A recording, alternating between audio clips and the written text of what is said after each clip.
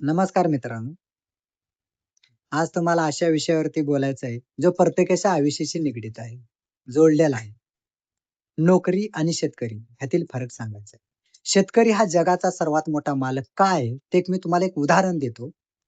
तुम्ही जर एखाद्या बिस्किट कंपनीत काम करत असाल, महिनाभर घाम घालून जरी काम केलं, तर तुम्हाला महिन्यानंतर देखील एक बिस्किटचं पाकीट देखील तो मालक देणार नाही, की तुम्ही घरी घेऊन येऊ शकणार नाही.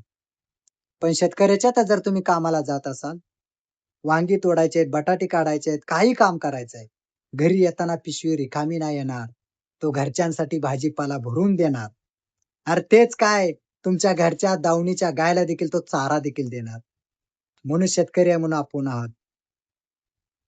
अरे तुम्हाला अजून एक उदाहरण देतो माझं स्वतःच. मी आता हॉस्पिटलमध्ये काम करतो.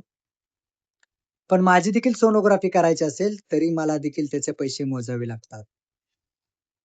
एक दिवस जरी कामावरती चुकला, तरी तुम्हाला तिथून धमकी येते, काम नीट करायचं असलं तर कर, नाहीतर जा. पण शेतकरी तसा नाही. अरे तिथली शेतकऱ्याची कामं तुम्हाला माहीत आहे. शेतकरी घरातल्यासारखं त्या कामगाराला जपतो. "जेवायला रे, जेवला का?" घरून कलशा घेऊन पाण्याच्या नेऊन देणार. "अरे माझा कामगार आले शेतात राबतेत ऊन. "घे पाणी आण रे, पाणी द्या त्यांना."